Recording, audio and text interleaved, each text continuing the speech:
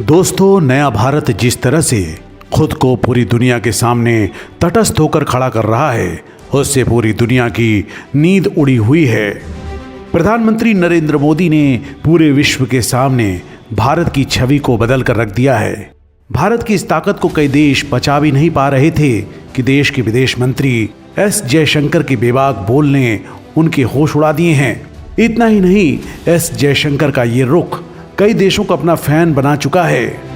अभी हाल ही में संयुक्त राष्ट्र की महासभा में प्रधानमंत्री नरेंद्र मोदी की जगह गए विदेश मंत्री ने भारत की ऐसी मजबूत तस्वीर पेश की है कि वो हैरान रह गए हैं। सभी को ये समझ आ गया है कि भारत किसी भी तरह की शक्ति से डरने वाला नहीं है। और एस जयशंकर जिस तरह से बेबाक और बेधड़क होकर बोले हैं, उसके बाद तो उनके बयान ऐसे वायरल हुए हैं कि अमेरिका, चीन जैसे देशों को बुखार ही आ गया है। उन्हें यह समझ आ गया है कि नया भारत को आगे बढ़ने के लिए किसी के सहारे की जरूरत नहीं है, बल्कि वो दुनिया को अपने हिसाब से बदल रहा है।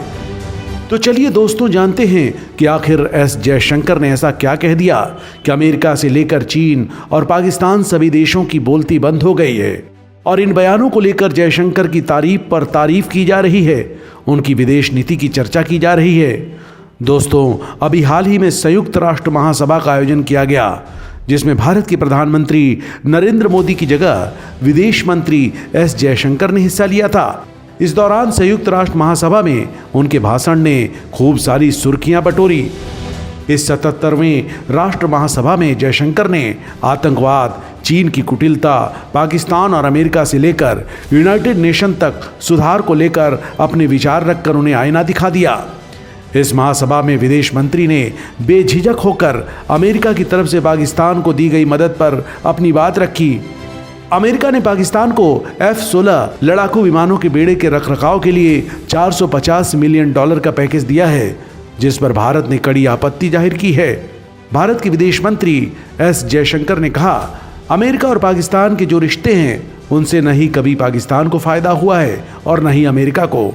अब यूएस को इस बात पर चिंतन करना चाहिए कि उन्हें पाकिस्तान के साथ संबंध बरकरार रखने से क्या फायदा मिल रहा है। इतना ही नहीं, जब अमेरिका ने पाकिस्तान को दी इस सहायता को लेकर सफाई दी, तो जयशंकर ने बेधड़क होकर कहा कि अगर आप कहते हैं कि आतंकवाद को रोकने के लिए कदम उठाया गया है, तो ऐसा कहकर आप किसी को बेवकूफ़ नहीं बना सकते हैं, क्योंकि आप F-16 जैसे ताकतवर विमान की बात कर रहे हैं। आप जानते हैं कि इन विमानों को कहाँ तैनात किया जा सकता है और इनसे कितनी बड़ी तबाही मचाई जा सकती है। वहीं अमेरिकी सरकार का कहना है कि ऐसा करके पाकिस्तान की मदद नहीं की है, बल्कि मौजूदा F-16 बेड़े के लिए स्पेयर पार्ट्स की बिक्री है। ऐसा आतंकवाद को रोकने के लिए किया गया। अमेरिकी सहायक विदेश मंत्री डोनाल्ड लू ने बताया था कि अमेरिका की वर्ल्ड वाइड पॉलिसी है कि जब वो किसी देश को डिफेंस इक्विपमेंट्स देता है, तो अंत तक उसके रखरखाव के लिए बाकी सहयोग भी मुहैया करवाता है।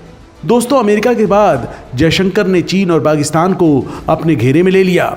उन्होंने बिना किसी का नाम लिए बगैर कहा कि हमें आतंकवाद फैलाने और आतंकवाद को पनाह देने वाले देशों के खिलाफ कार्रवाई करनी चाहिए।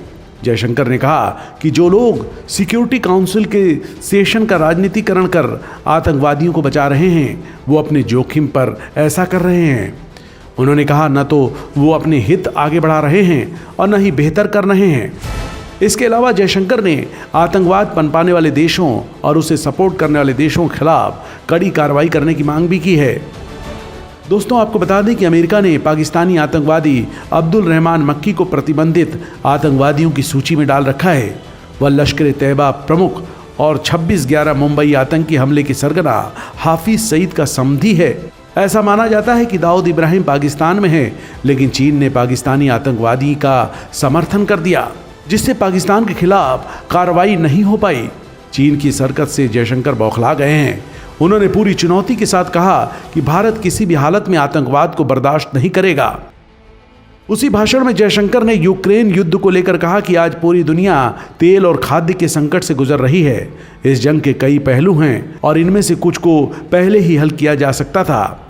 इतना ही नहीं, विदेश मंत्री ने भारत के दोस्त रूस को भी नसीहत दी। उन्होंने पीएम मोदी के या युद्ध का युग नहीं बयान को दोहराते हुए साफ किया कि संघर्ष की स्थिति में मानवाधिकारों या अंतर्राष्ट्रीय कानूनों के उल्लंघन को सही नहीं ठहराया जा सकता है।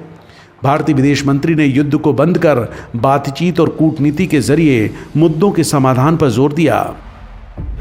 जयशंकर ने इस अवसर पर भारतीयों के लिए वीजा का भी मुद्दा उठाया, जिस पर ब्लिंकन ने जयशंकर को विश्वास दिलाया कि अमेरिका इस मामले में काफी संवेदनशील है और उसे सुलझाने के लिए काम कर रहे हैं। ब्लिंकन ने कहा कि भारतीय नागरिकों को वीजा मिलने में देरी की वजह कोविड महामारी है। इस दौरान एस जयशंकर ने जलवायु परिवर्तन पर भी अपनी बात रखी। उन्होंने कहा कि जलवायु को लेकर कार्रवाई और जलवायु लेकर है। उन्होंने कहा कि भारत ने इंटरनेशनल सोलर अलाउंस, एक सूरज एक दुनिया, एक ग्रिड पहल और डिजास्टर रेसिस्टेंट इंफ्रास्ट्रक्चर पर बुनियादी ढांचे के टकराव के साथ अपने सहयोगियों के साथ काम किया है।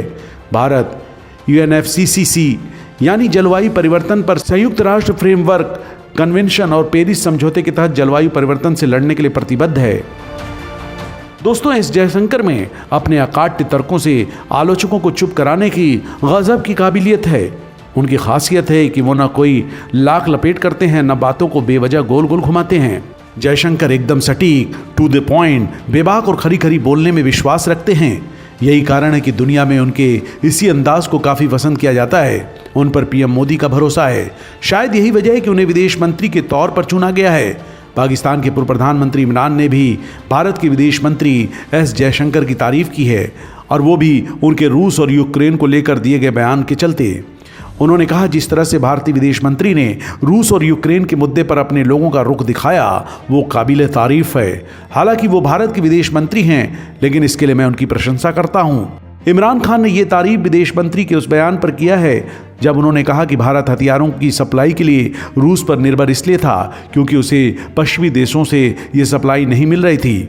उन्होंने कहा, पश्चिमी देश देख रहे हैं कि हमारे पड़ोस में ही एक सैन्य तानाशाही वाला देश भी है, फिर भी उसको सहयोगी बना रहे हैं। दोस्तों, जब रूस यूक्रेन के बीच युद्ध शुरू हुआ था तब पश्चिमी देशों ने भारत पर तेल नहीं खरीदने का दबाव बनाया था, जबकि एक तरफ यूरोप और अमेरिका ने रूस से तेल खरीदना जारी रखा था, वहीं दूसरी तरफ वो भारत को ये सिखा रहे थे कि वो उससे तेल नहीं खरीदे। इस पर जयशंकर ने अमेरिका को ऐसा खरा खरा सुनाया कि उसकी बोलती ही बंद हो गई। उन्होंने रूस से तेल खरीदने के सवाल पर जवाब देते हुए कहा कि जितना भारत एक महीने में रूस से तेल खरीदता है उतना तो अमेरिका आधे दिन में ही खरीद लेता है, तो ये सवाल यूरोपियन देशों से होना चाहिए। इसके अलावा जयशंकर ने ये बोल दिया कि कोई देश, कोई भी नेता भारत को ये नहीं सिखाए कि उसे क्या करना चाहिए और क्या नहीं करना चाहिए। इस मामले में भारत खुद समझदार है, वो अपना निर्णय खुद ले सकता है। एस जयशंकर तमाम मौक़ों पर दो टूक कहते आए हैं कि भारत की विदेश नीति स्वतंत्र है और वो किसी भी तरह के दबाव की परवाह किए बिना हमेशा अपनी राष्ट्रीय हितों को तरजीह देगा।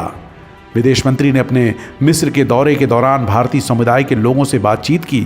यहाँ उनसे भारत की विदेश नीति को लेकर मुखर होने को लेकर सवाल पूछा गया। इसका जवाब देते हुए उन्होंने कहा कि उन्हें नहीं लगता कि वो मुखर हो रहे हैं, लेकिन यह है तो एक स्थिति की वजह है। उन्होंने कहा कि वो ईमानदारी के साथ एक बात कहना चाहते हैं, क्योंकि मुझे नहीं लगता कि ऐसी स्थिति में चुप रहना चाहिए।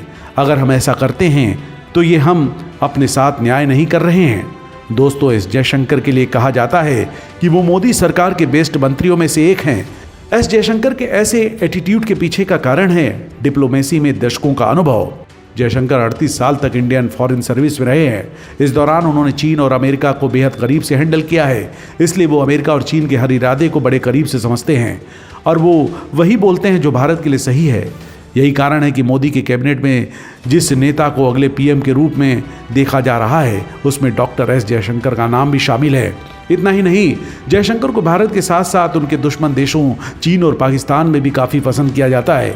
जब वो विदेश मंत्री नहीं थे, सिर्फ विदेश सचिव थे, तब भी जयशंकर ने काफ़ी बेहतर काम किए थे और अपनी अलग पहचान बना रखी थी, जिसमें इजराइल और सऊदी अरब के साथ बेहतरीन रिश्ते बनाने के साथ ही अमेरिका और भारत के रिश्तों में सुधार उन्हीं की देन है। इसके अलावा जयशंकर ने नरेंद्र मोदी के पहले अमेरिकी दौरे में ही मेडिसिन स्क्वायर गार्डन में खड़े होकर भारत को संबोधित करते हुए दुनिया में खुद को ग्लोबल लीडर घोषित कराने में पूरा काम किया था। तब वो भारत के विदेश सचिव भी नहीं थे, लेकिन उसके बाद मोदी सरकार ने उन्हें भारत का विदेश सचिव बना दिया और साल 2019 में वो विदेश मंत्री बन गए। तब से ही भारत की विदेश नीति दुनिया पर छा गई है।